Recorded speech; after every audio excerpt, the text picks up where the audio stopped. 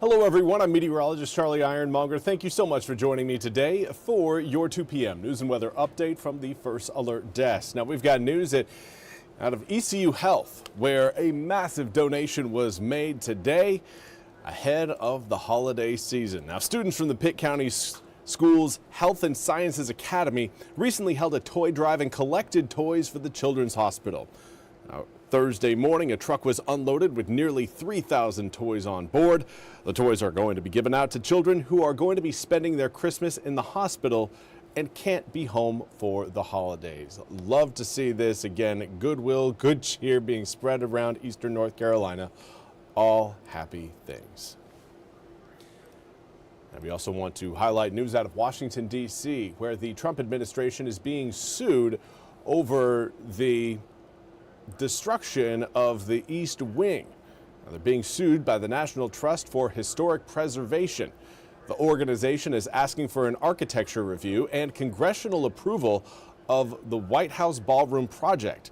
Now, the lawsuit calls for construction to stop at the White House until the plans go through comprehensive design reviews, a public comment period, and win approval from Congress.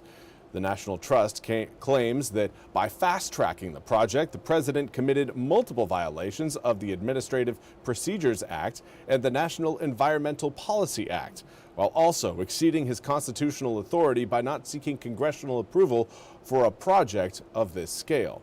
Trump already bypassed the federal government's usual building practices in historical reviews when he ordered that the East Wing of the White House be razed in October.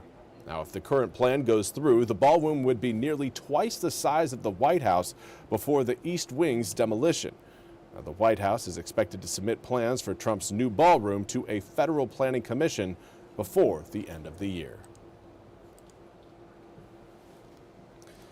And now we want to turn our attention to your weather forecast. Again, we've been tracking a little bit of some snow flurries across parts of eastern North Carolina so far today. None of it's actually going to be sticking to the ground. So if you're wondering about travel conditions, any hazards out there, none. But we are again looking at some snowflakes falling, and that always brings up the excitement a bit as we get closer and closer to Christmas. Let's zoom it in a little bit closer, and you can see again there are still some of those pockets of blue, but they're getting smaller and smaller as the ground temperatures again continue to increase. We're looking at most of us in the low to mid 40s right now, which makes it very difficult for those snowflakes to actually make it to the ground. But those of you watching across Edgecombe County, around the Tarboro area, Rocky Mount, Canida, could certainly see some flakes right now. Oak City in Martin County could certainly be looking at some flakes as we speak, but we're starting to see that transition from a few raindrops, well, what was a few snowflakes into a few raindrops. Again, nothing is actually going to be sticking to the ground.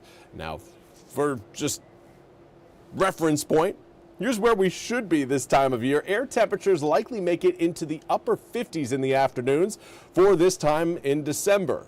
Overnight lows tend to dip into the upper 30s. Let's check in on where we're at right now.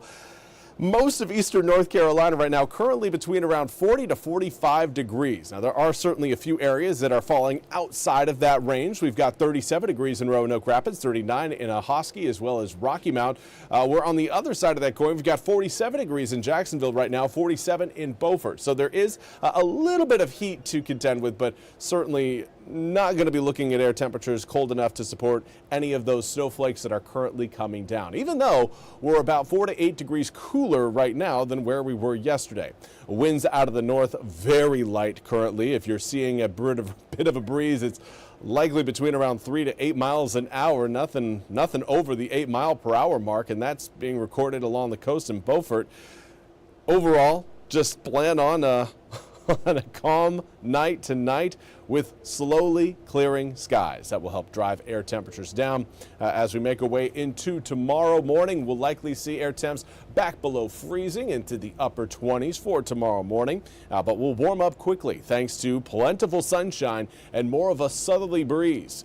Southeasterly wind at 9 will turn southwesterly by noon, but the east-west component there doesn't really matter. So long as we are looking at a southerly wind, we will be experiencing a heat gain tomorrow, pushing air temperatures into the mid to upper 50s tomorrow afternoon. Going to be feeling quite nice, but not quite to our seasonal average. Could end up a few degrees short across eastern North Carolina. Finally, coming up next week, we do have our sights set on our next opportunity for above average air temperatures. And if you're wondering, well, when was the last time we had that?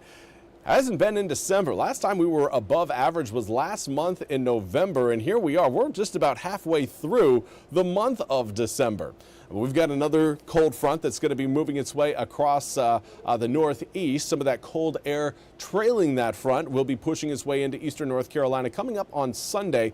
Could get a few raindrops out of that system, but the rain showers will be falling ahead of the cold air, so you're not really going to be seeing an opportunity for some cold air raindrop mixture, creating the potential for snow. Not this time around. Air temperatures, though, falling rapidly once that cold front moves off the coast. 57 degrees for tomorrow, 47 degrees on Sunday, 36 for your high on Monday. But Monday morning is going to be frigid. It is going to be very cold, 18 degrees. Make sure you are ready for the chill. We'll start to warm up as we head through the following days, Tuesday, Wednesday, and Thursday, with Thursday actually again ending up warmer than our seasonal average. Normal this time of year again, upper 50s to low 60s. Well, that's all we have time for today's 2 p.m. news and weather update from the First Alert Desk. I want to thank you all so much for joining me. We'll be back with more news and weather coming up at the top of the hour. Until then, have a fantastic rest of your Friday.